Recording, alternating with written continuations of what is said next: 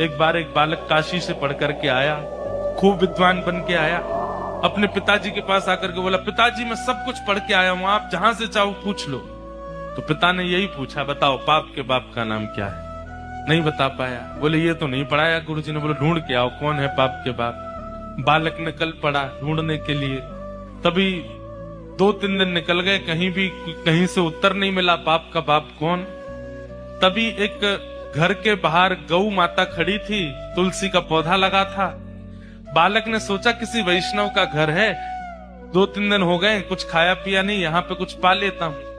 उस घर में जैसे ही प्रवेश किया, वो किसी वैष्णव का घर नहीं था, एक वैश्या का घर था। तो वैश्या ने जैसे ही बालक को देखा, ब्राह्मण बालक, त्रिपुंड लगाए, शिखा रखी है, धोती पहन करके, हाथों में वेद लगे हैं, तुरंत वैश्या आई जल का पात्र लेकर के, महाराज जलपान कीजिए। तो ब्राह्मण ने तुरंत जल लिया, पान किया, पान करके बोली, ये घर मुझे लगता है किसी वैष्णव का है, गोबर का चौका लगा है, बाहर गैया है, तुलसी का पौधा है, आप निश्चित ही कोई वैष्णव हैं।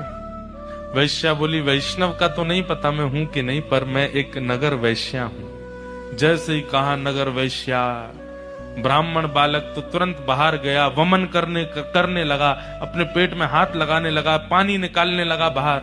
वैश्या बोली, क्या कर रहे हैं आप? बोले, पाप का बाप ढूंढने निकला था, वो तो मिला नहीं, तुम्हारे घर पर आके जल पी लिया, पाप और कर दिया मैंने। अरे तुम्हारे घर का पिएंगे हम, तुम्हारे हाथ का खाएंगे हम। जैसे ही सुना कि पाप के बाप को खोजने निकले थे, वैश्या ने मन में सोचा, ज्यादा दूर नहीं जाने दूंगी, यहीं मिलाती हूं।